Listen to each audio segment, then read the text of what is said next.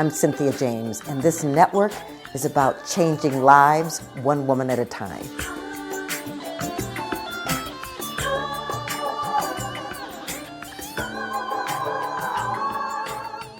Hello and welcome to Women Awakening.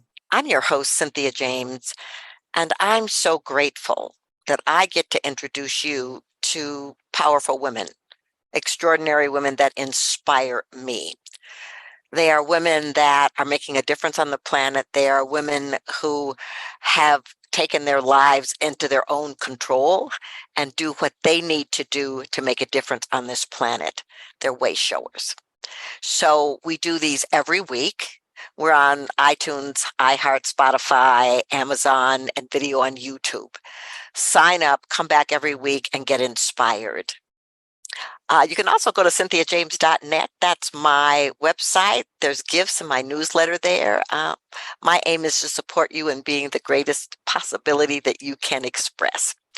So my guest today is actually someone I met at a speaking event, and she really inspired me. So I asked her to be on the podcast. Her name is Diya. She has more than 25 years of experience as a technologist and has been at AWS for 6 years. She is the Senior Practice Manager in Responsible AI, heading the worldwide practice dedicated to customer engagement. She has honed her skills in scaling products for acquisition, spearheading initiatives for inclusion, diversity, and equity, leading operational transformation across various industries, and she's leveraged the historical and social context that influence her approach to responsible and inclusive AI-ML products. She also meets with legislators and policymakers globally to provide a perspective and influence imminent regulation and policy on AI. Well, we have a lot to talk about. Thank you so much for being here, Diya. Thank you so much for having me. And I must say that you inspired me as well when we were at the WOW event as well. So thank you so much, Generation W. Yeah. Well, I want to start with how you grew up. I'm sure you didn't come on the planet saying, I'm going to be an AI expert. How did you grow up? Well, it actually was kind of close. Well, not quite AI expert, but I'll tell you that I started off fairly early with an interest in computers. So I received my first computer in the third grade. This was quite a long time ago. So it was not like the computers that we have in our pockets today on our phones. But I received my first computer in the third grade for having the highest reading and math scores in the school at the time. And so it was an award. And unlike how we think about things today, everyone has a computer in our home, right? Or most folks do. And back then we didn't, right? Computers in your home, computers in school were somewhat abnormal as well. And so I was fascinated by it. It was a very simple computer for those that might be familiar. It's the Commodore VIC-20, so our earlier personal computing type system. It was black and white, no color, right? But for me, I told my mom at the time that I wanted to be a computer engineer. Third grade, 8 years old. So not quite getting out, coming onto the planet, but shortly thereafter, I decided that's what I wanted to do. And I actually have followed somewhat in those footsteps. I am not a computer engineer, but pretty close. I studied computer science. I did go to school and studied computer engineering at a dual degree, computer engineering, computer science at Spelman College in Atlanta, Georgia, and physics was getting the best of me. So I pivoted and did a computer science bachelor's and then a minor in mathematics. But I've been in computers. I started working in computers when I was in college, and I've not done anything else all of my life. I've been in technology and working on technology platforms since the very start. And it's weird because that's not what people did, right? Like there are no examples of women in women in tech or women in science, even in any of our studies, not in the books I read. I tell people this all the time. So it was very abnormal. My family members, those that were closest to me, were teachers. My it was acceptable to be a teacher or a Mhm. homemaker, maybe Yes. a nurse, maybe a nurse. My aunt was a nurse, and that was about it in terms of the professional people around me. So I don't even know. I can't even tell you how I thought about computer engineering at this Right. particular. I don't have any concept, but that's what I said, and this is what I've done all my life. Well, it's so impressive. And I got to tell you, when you were on that stage and you were breaking down artificial intelligence, it was so refreshing because here's the truth. Most of us are scared of it. Right. Most of us are like, what is it? What does it mean? Is it going to take over our lives and we're going to be irrelevant? I mean, it's out there. So from your point of view, what's the importance of artificial intelligence? Well, so I think one of the major things is that we're using it every day. And that was one of the things that I was sharing with the audience, the women there. I recognize that most people are somewhat afraid of it. And part of that is because we don't know, right? They don't know, don't understand. So there's some fear there. But we're using it. If you're we're using Zoom right now. And so in the background, Zoom is smart enough to know that there's certain noises it can cancel out and reduce those sounds and interruptions. That's being done by artificial intelligence. We type in our texting on our phones or on our email, and it suggests certain words because it has seen us write certain things, and there are patterns of words that typically come after the other. That's artificial intelligence. Most of the time we call in those phone trees that are trying to recognize our voice and then direct us to the right customer service representatives or no one. And we go in the infinite loop sometime. I mean, that's artificial intelligence. We're around it all the time. And so one of the things that I like to do is unpack or help people recognize that they're using it a lot. And so the degree of fear that some people have can be minimized. Now, there are things that we should be concerned about, for Like what? sure. But the fears and some of the ways that people have, I'd like to try to minimize because you're interacting and interfacing with it all the time. It's important also because, at least from my perspective, when we're using it all the time, it's being thought about and it's implemented in ways that we probably never realized in more applications than we thought that could shape and change how we interface with the world. But there is also, a possibility or great possibility for unintended impact and harm, and in particular to those of marginalized communities or the underrepresented. And so for me, it's important for us to be thinking about that, understand it, and then have an opportunity, hopefully, to change the face of what people are doing and the ways in which they're using it and the impact that it has on us. Yeah, I co-teach a class at a university here in Denver, and we were doing some work with professors there, and one of the things that they were talking about was how they're confused about how to deal with students because Yeah. students are going out connecting to AI and having AI help them write their papers. And so the teachers are like, did they think about this? Was this AI? How do they manage it and navigate it? And does it harm the students? Well, so the way that I like to think about it is, some of these conversations we've had before. Just think about when I was in high school, I remember it was one of the first times that they told me that I could bring a calculator to school into my math class. It was the TI-81, Texas Instrument, and it was a graphing calculator. And they started integrating the use of that technology into the classrooms. The same thing is true, like when we started to embrace the internet, and now we had this resource online that schools had to grapple with. How do you incorporate that into the class and recognize that students are going to use it?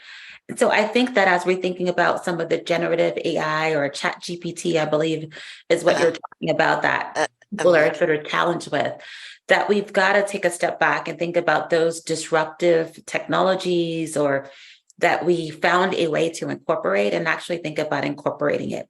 One of the things I think that you can use it or help students use it in like creating outlines and looking at other sources, but they should never copy it, just like we couldn't copy out of the encyclopedia.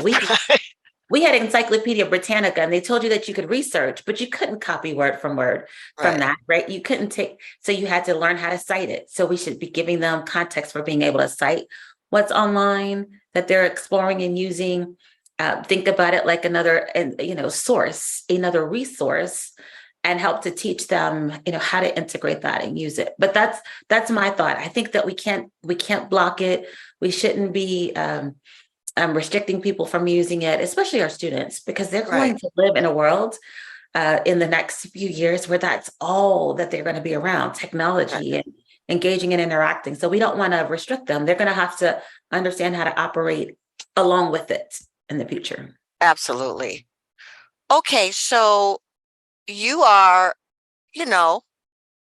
you're a big deal in this industry. You're talking to legislators and policymakers. First of all, do they even understand what the heck you're talking about when you're talking to them, or do you have to break it down bite size? Well, that's part of what it is, right? That's part of the role that I get to play is actually going in. It's necessary for government and public and private sector to be working together because most of our legislators are not in technology, so they don't understand. And some of that can be evidenced by any of the congressional hearings that you've watched or listened to as they're exploring what happened with Facebook or some other technology, right? So part of the job has been to help them understand actually how the technology works, where there are areas of risk, what can we think about when we're starting to think about legislation. And I get to bring also a perspective of what's happening that's good and some of the great ways that we're using it, because I think there has to be balance. There's always a duality that exists, the opportunity for people to use something for good and for it to be used for bad. And we want to have the right control so that we minimize the bad use cases, because there's some great things being done with the technology. For instance, I was telling someone, they've been finding a way to predict earlier indicators of heart disease, which is the number one killer of people. Right. And now that they can predict this early enough that they might be able to actually introduce more preventative care to stop and reduce the number of people dying from heart disease every year. Yes. Imagine that, right? Yeah, so that's awesome. That's one of those use cases where we want people to be able to use technology. We don't want to restrict it. We don't want to remove that, but we've got to put the right controls around because, there are ways in which it can, in fact, harm or disadvantage other people. And we want to be mindful of that, put the controls in place to reduce that or to stop it entirely. Absolutely. So are you a family person? Are you married? Do you have children? I am. So I am married. I've been married 17 years. Wow. And been with my husband for 20. And I have two boys. And they're one teenager, one soon to be teenager. My oldest just turned 16. It's unbelievable to think that that's happened. But yes. Family is a major part of my life and certainly a priority. Okay, so I want to talk about this because what it says in your bio is that, okay, you're not only an international best-selling author and a speaker in your industry and DEI across 15 countries, including Ukraine, Belgium, Australia, United Nations Assembly. I mean, all of these places. I want to know, how do you find the harmony in doing this intense, powerful work and making family a priority? Yes. So, and I love the word that you said, right? Because some people often talk about balance and sometimes it's not balanced. Right. It really is about finding the harmony, right?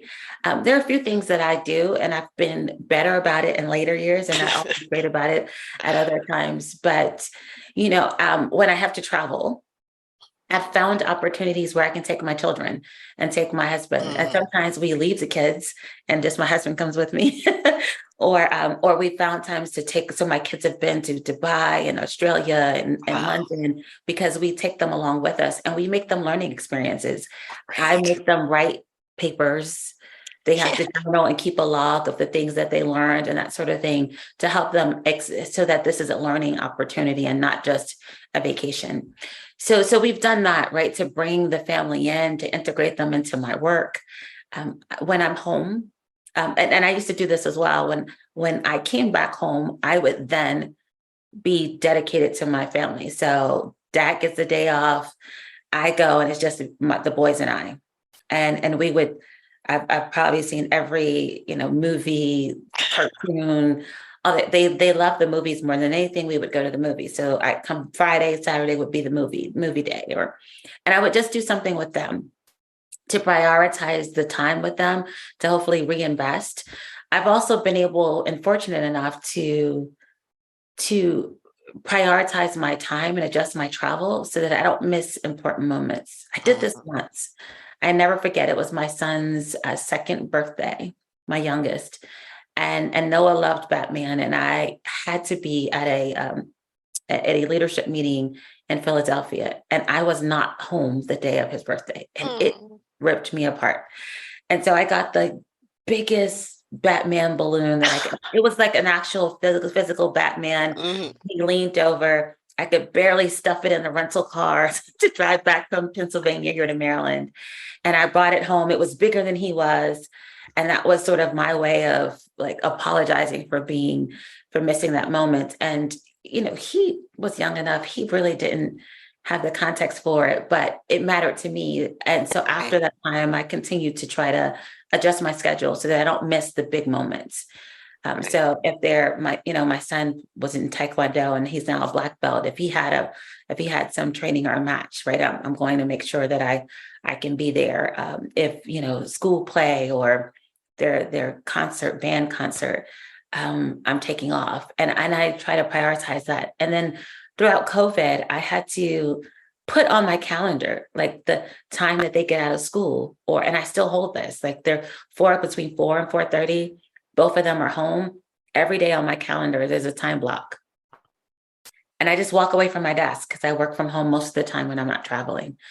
And those are the little things that I've been able to put in place to help balance Mhm. the time with my family and my sons, and do all the work that I do as well. And sometimes I'm great at it, and other times I'm not. And I'm good at apologizing.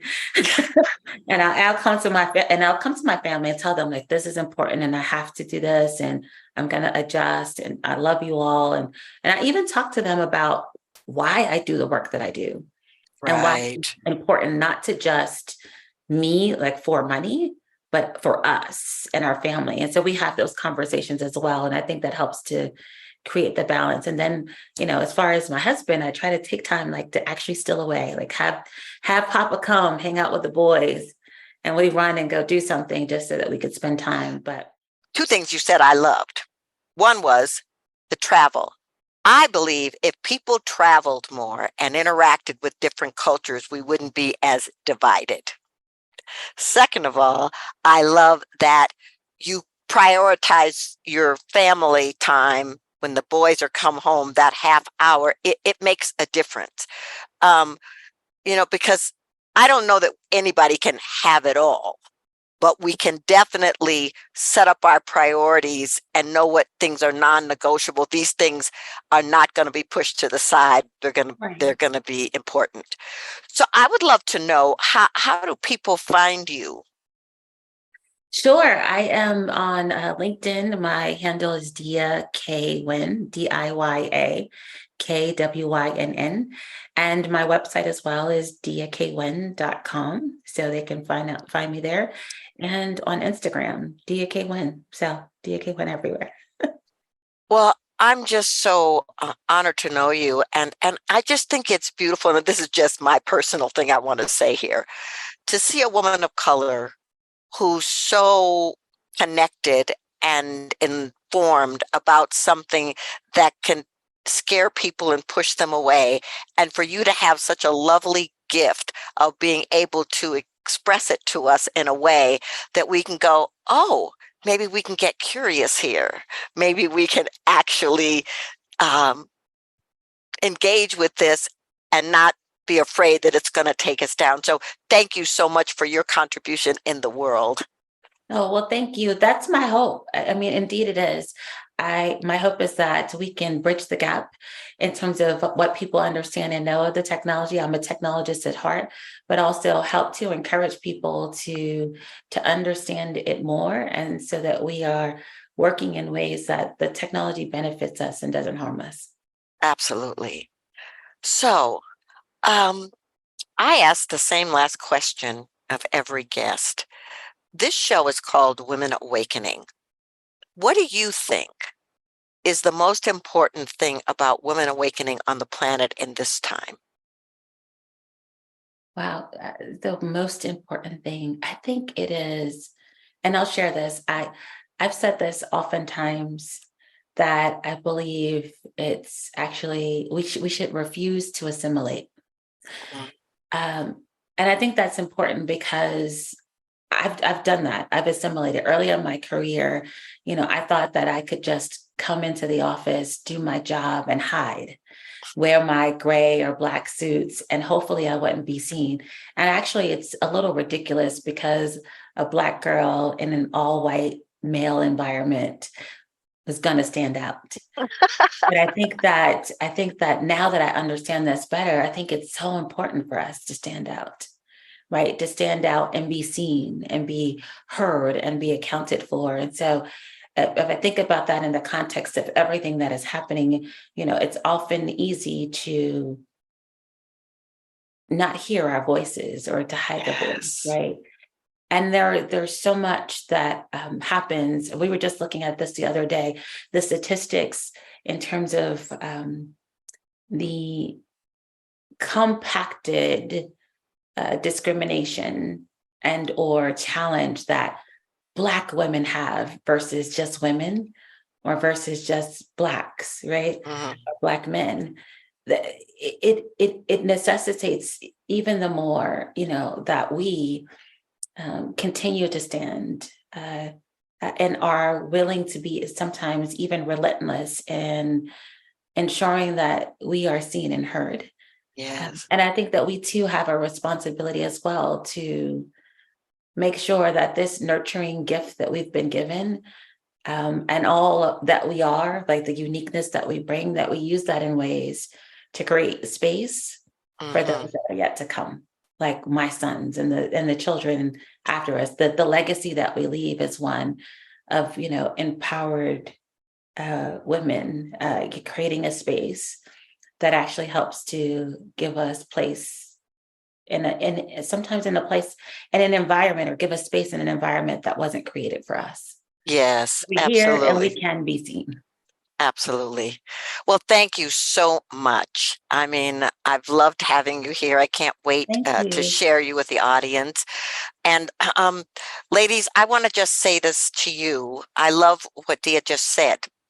You're here to be visible. You're here to stand out. You're Right. here to bring your voices. You're here to shine and bring your gifts. Make no mistake about it.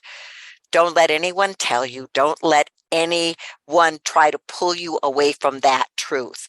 Because the more you shine, the more you stand in your power, the more you stand in the presence that you are, the more lives you touch and the bigger difference you make. Thank you so much for being here. I will see you next time. Thank you for giving us a space to continue to shine. We appreciate you as well.